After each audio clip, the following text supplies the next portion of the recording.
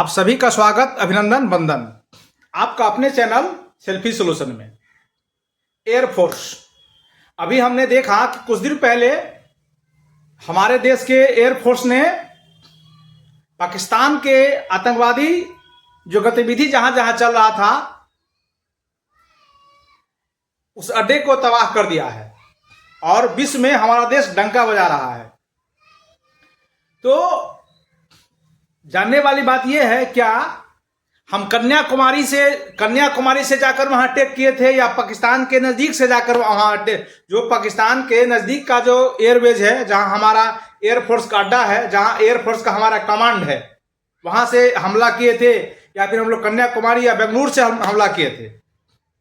आज हम बात करेंगे कि जैसे भारत इतना बड़ा क्षेत्र में फैला हुआ है, लगभग 32,000 स्क्वायर फीट में, उतना लंबा चौड़ा किलोमीटर में फैला हुआ है, तो ऐसा तो नहीं है कि पाकिस्तान से जब हमको लड़ाई होगी तो हम लोग बेंगलुरु से जाकर वहां का क्षेत्र जाएगा। इससे अच्छा होगा कि हम लोग इस क्षेत्र से जाएं। जिस तरह अभी आप देख रहे होंगे कि चाइना से लड़ाई होगा, हमारा थल सेना चाइना से लड़ाई करेगी तो अरुणाचल प्रदेश में अपना ब्रह्मोस, अपना जो मिसाइल है वहां स्थापित कर रही है। उसी तरह हमारा जो एयरफोर्स सिस्टम है, वायुसेना है, वायुसेना का जो प्रमुख होते हैं उनको chief of the air staff या उसको एयर मार्शल भी कहा जाता है, ये होते हैं। तो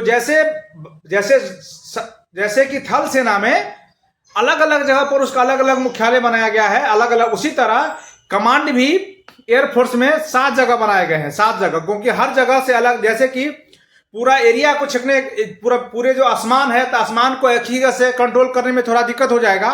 उसी तरह हमारा भारत का जो इतना बड़ा इलाका है तो सब इलाके में अलग अलग जगह से अलग अलग कमांड बनाया गया है एयरफोर्स का। यानी एयरफोर्स का जो कमांड है, कमांड का काम है एयरफोर्स को तैयार रखना। कुछ कमांड ऐसे हैं जो एयरफोर्स के जो डिफेंस है, वहां के जो आर्मी है, वहां के जो सैनिक है, वहां के जो बहादुर है, उनको तैयारी करते हैं, कुछ उसका रिपेयरिंग करते हैं और ज्यादा तैयारी रहते हैं। तो हमारे भारत में 7 कमांड है। एयरफोर्स का टोटल कितने कमांड है? 7, ठीक है। और उसका मुख्यालय कहाँ है? नई दिल्ली है। 7 कमांड में से 5 जो कमांड है, 7 कमांड को 2 पार्ट में 2 टाइप से हो गए हैं। 5 को बोलते हैं ऑपरेशनल, यानी अभी हम लोग ऑपरेशन सिंदूर देखे हैं, यानी जाके धराधम शुरू कर देगा, मारपीट शुरू कर देगा, सीधे अटैक। और दो है फंक्शनल मानी ऑपरेशनल को जो तैयार करते हैं ऑपरेशन के लिए, वो कौन करते हैं? फंक्शनल।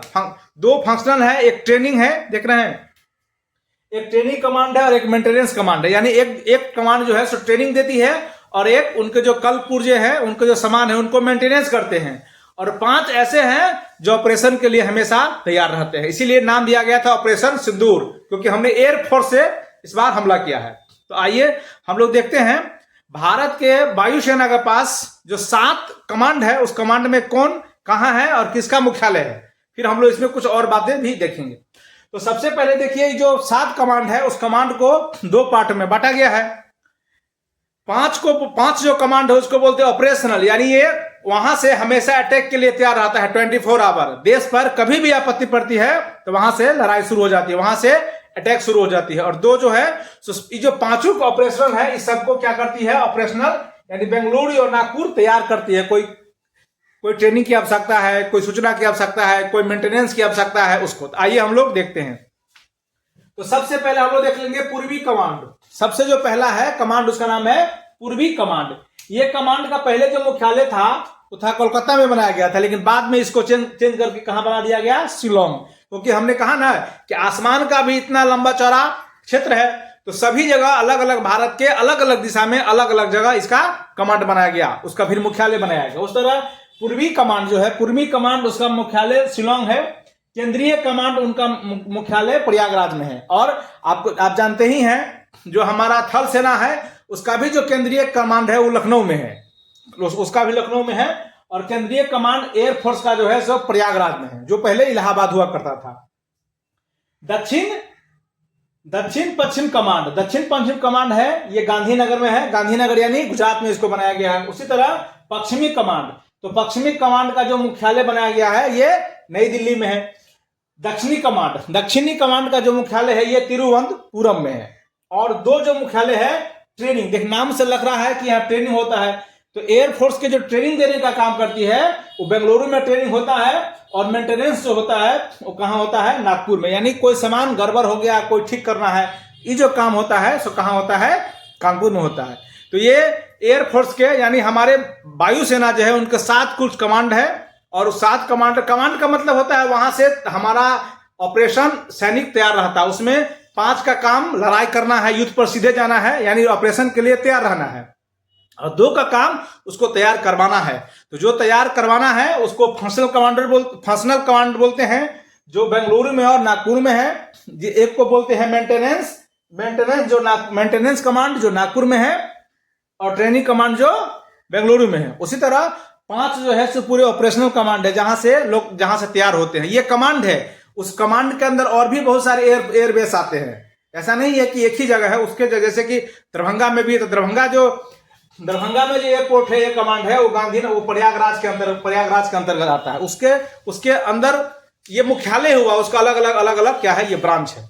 आज हमने देखा कि भारत के वायु जो सेना है, भारत के एयरफोर्स है, जिनके हेड को वायु मार्शल कहा जाता है, उनका जो कमांड है, कमांड 7 पार्ट में बांटा गया है अलग अलग करके, और उसमें से भी 5 जो है सो ऑपरेशनल है, यानी 5 हमेशा अपने कर्तव्य को पालन करने के लिए तैयार रहते हैं, और 2 जो है सो 5 को तैयार कराते हैं। तो जो तैयार कराते हैं उसको फंक्शनल कमांड कहा जाता है, और जो रेडी रहते हैं हमेशा ऑपरेशन के लिए, नाम ही है ऑपरेशन, उसको हम लोग ऑपरेशन कमांड बोलते हैं।